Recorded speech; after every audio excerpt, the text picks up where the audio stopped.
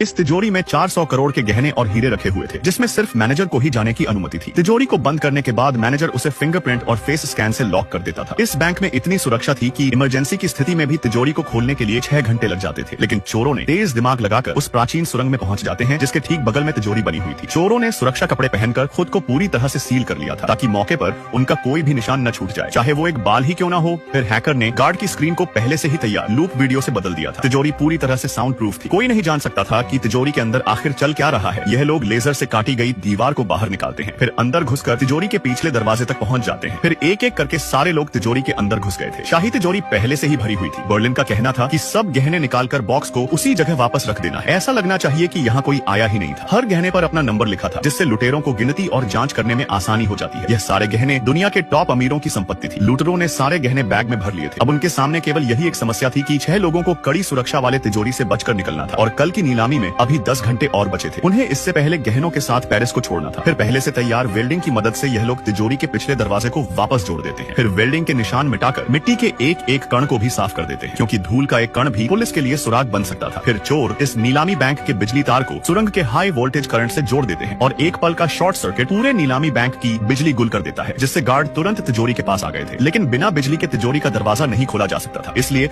वो एक्सपर्ट को बुलाते हैं, और उस समय के बीच लुटेरों को काटी गई दीवार को जोड़ने और निशान मिटाने का समय मिल जाता है, ताकि जाने से पहले सब कुछ वैसा ही दिखे जैसे खोदने से पहले था। कोई नहीं जान पाएगा कि लुटेरे कभी यहाँ पर आए भी थे। सारे इस्तेमाल किए गए औजारों को भी इस सुरंग की जमीन में दफना दिया जाता है। फिर लुटेरे होटल लौटकर सब अपने रहने के निशान भी मिटा देते हैं, और टीम का एक आदमी गहनों को छोटा करके छोटे छोटे बैग्स में पैक करता है, और उन बैग्स को मछली के डिब्बे में डालकर फिर से उसे सील कर देता है, ताकि किसी को जरा सा भी शक न हो। सारे सुराग मिटाने के बाद बर्लिन पुलिस को भटकाने के लिए कुछ झूठे सुराग तैयार कर लेता है। वो एक नेकलेस लेकर शहर के बाहर एक बंगलो में आता है और झूठे सुराग बना लेता है। फिर अगले दिन जब तिजोरी खोली गई तो पूरे शहर में अलार्म बज उठा था। तिजोरी पूरी खाली थी। कड़ी जांच के बाद पुलिस को मैनेजर के कमरे से गहनों की संपत्ति मिलती है, जिससे पुलिस ने मैनेजर को ही चोरी के लिए गिरफ्तार कर लिया था। दरअसल बर्लिन ने ही नकली सुराग से मैनेजर को फंसाया था। फिर लुटेरे पर्यटक बनकर अलग अलग अनजान बस से पेरिस को छोड़कर जा रहे थे। लेकिन लुटेरों को पता नहीं था कि मामला इतनी जल्दी शांत नहीं होने वाला है, क्योंकि 34 गहनों के मालिकों ने मिलकर दुनिया की सबसे टॉप जासूस को जांच करने के लिए बुला लिया था, जिससे बचना नामुमकिन था।